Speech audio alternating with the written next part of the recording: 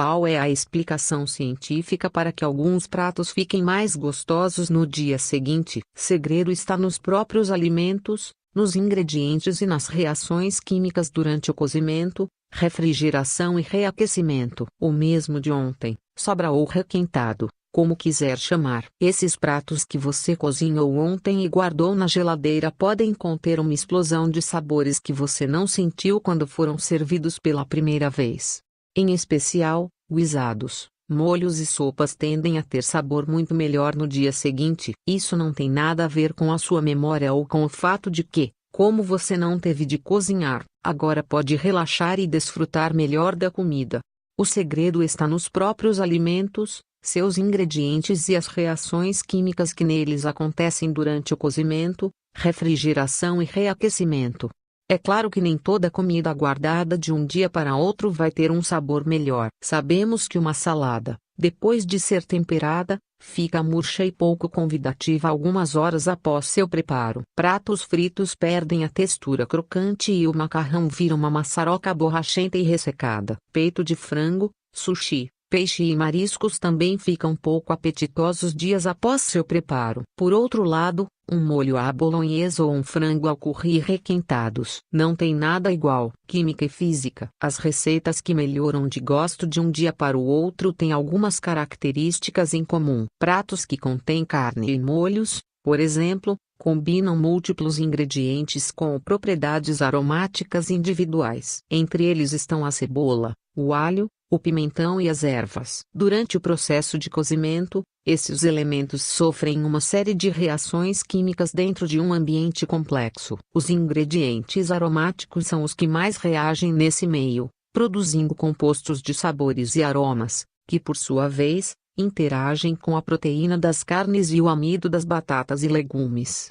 Quando o prato esfria, é refrigerado e depois requentado, algumas dessas reações voltam a ocorrer, resultando em um melhor sabor. Além disso, em um prato recém-preparado, ingredientes como o alho e a cebola podem se sobressair demais, disputando a atenção do paladar uns contra os outros.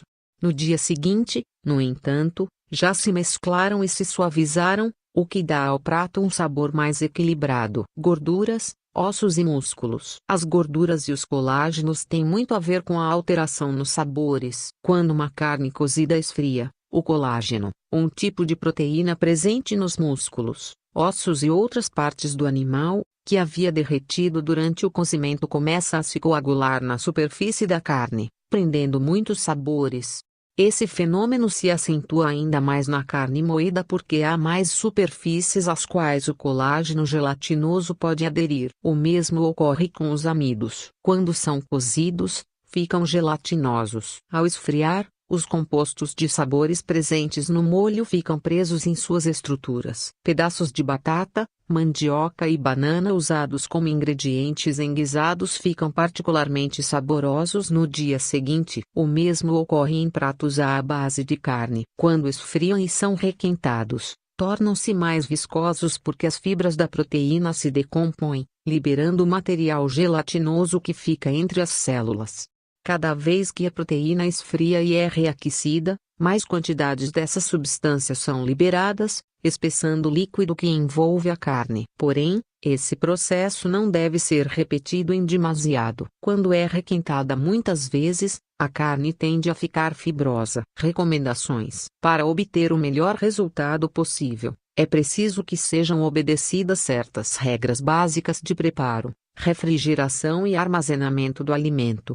No preparo de molhos ou cozidos à base de carne, recomenda-se primeiro que a carne seja dourada em fogo alto. Isso provoca a chamada reação de Maillard, uma série de interações químicas entre os açúcares e os aminoácidos presentes no alimento que transforma o sabor, o aroma e a cor da comida.